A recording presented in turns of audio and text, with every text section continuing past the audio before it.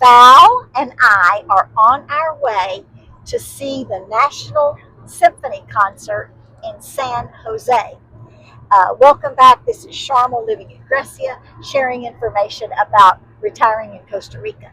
So, Val is quite the world traveler. She is going to Avita later this week, and in December, we are both going with our other friend Cindy, who's here in the car with us. We are going to Drake Bay, but Val just got back from Panama. Now, Val is a lot like me. She is retired and living in the area of Grecia without a car. So the first thing I want to ask Val is, Val, how did you get to Panama since you don't have a car? I flew to Panama City. I flew on Copa Airline, and the way I got that ticket is just went on the internet and researched flights, and then I had a taxi driver named Gilbert, who I have met since I've been down here, take me to the airport on a Thursday, and then he came back and picked me up on a Sunday. And then I also, before I left Grecia, I went online and I found a driver to take me from the airport into Panama City where my hotel was. And then he also picked me up on Sunday and took me back to the airport to fly back home. So you flew on a small jet, and what was that experience It like? wasn't much different. It was like a jet it was like a plane that you might take, say, from Los Angeles to San Francisco. It wasn't one of those big jumbo liners, but it wasn't, I wouldn't say like a little. It wasn't a scary little plane. bitty No, plane or anything. Okay. It was a regular sized plane like you would in the States, maybe do interstate travel from one city to another. And you were able to take some luggage with you? Yes, I was able to take. I wasn't sure about checking a bag, but I didn't really feel like I needed to check a bag because I wasn't going for that long. And they allowed me one carry-on along with my backpack. So between a carry-on bag and my backpack, I took everything I needed. And it just like in the U.S., you put the bag up above the seat, and so it was just routine.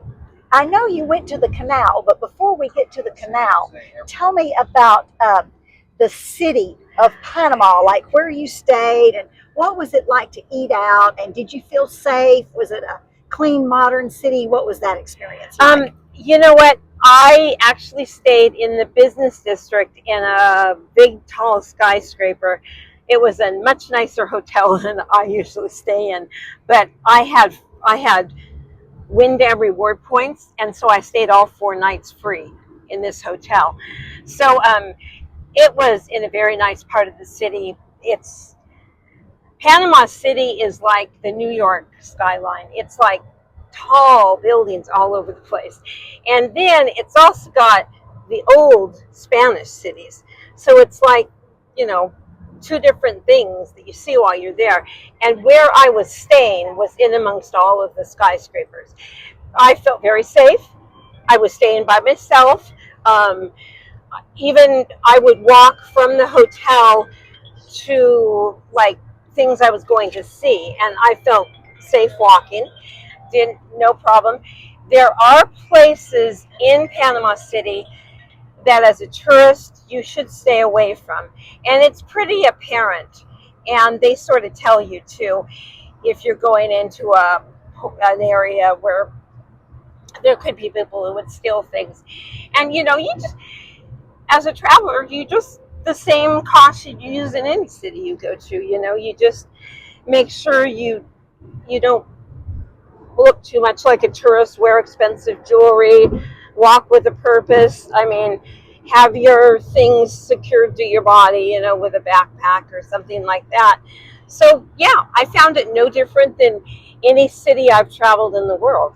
And So, you found places to eat with good yes, food? I found places to eat with good food, both higher end places and cheaper, just food.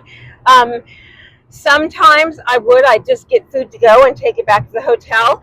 And a couple of times I ate out in nicer restaurants. Of course, you want to try, whenever I go to a new place, I want to try the local dishes and things like that. So yeah, I wanted to go out to a couple of nice Panamanian restaurants to try the food.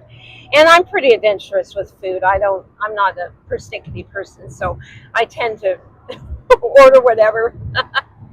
So tell us about going to the canal. What was that like? It's pretty amazing. I mean, I've seen canals before on smaller scales, so I know how they work, how the locks work. But this was amazing because the ships are humongous. I mean, they're huge. I mean, these big container ships, these big battleships, I mean, all kinds of things going through the canal. And it's just amazing to see them. And when they go into the locks, some of them are so big, they have no extra room. I mean, they're right, the locks are like big swimming pools. And once a ship is closed in there, they either raise the water or lower the water so the ship gets to the level of the ocean that it's going in or out of. And some of these big ships they're so in these big pools that they're like, you can almost walk from one side to the other with no extra room. Like, you don't even have to jump. They're so big. So it was pretty cool. And so you can go to these locks and watch the ships go through them. And then when the ships go through across Panama, they of course are on a river or on lakes.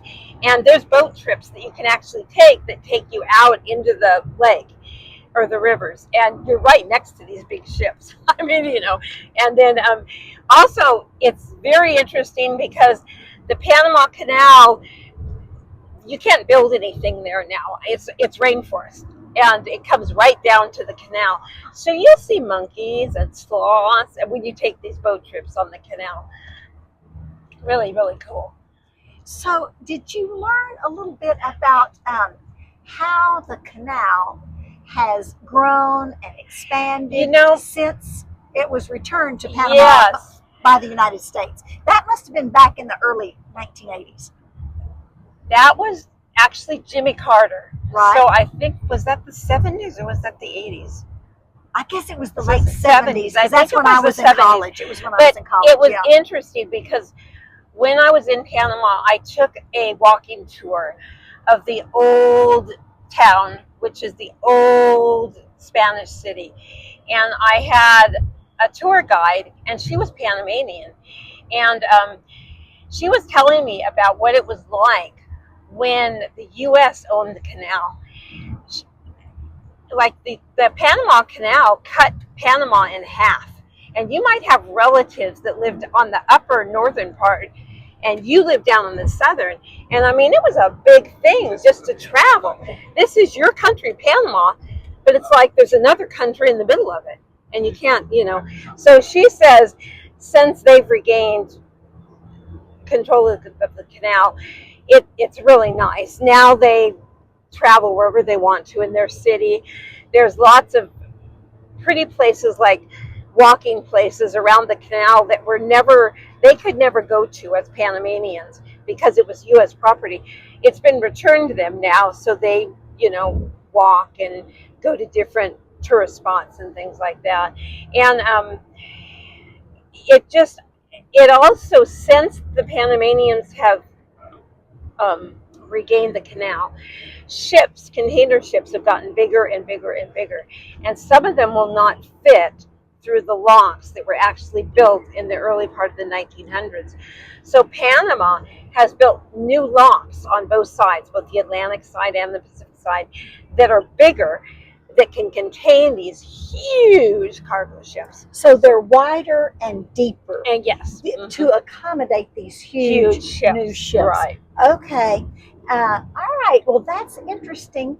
And I wanted to ask you also, of course, you live in the Grecia area of Costa Rica. So going to Panama, of course, you wanted to see Panama, but you had to cross the border to satisfy a requirement. So tell us about that. I'm originally from California, and I came down here a little over 6 months ago, and the law in Costa Rica is that if you are not a resident, and I am not going for residency because I eventually will return to the States or I will go to some other country.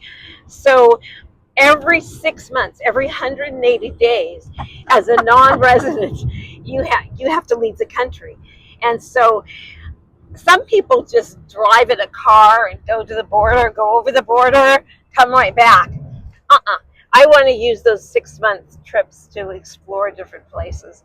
So Panama was my first one. So you crossed the border and got your Yes. passport Yes. stamped, and so when you came back, then you were within the 180 So now I have requirement. another 180 days, and Okay. in another 180 days, I am going to go back to California because I still own a home there.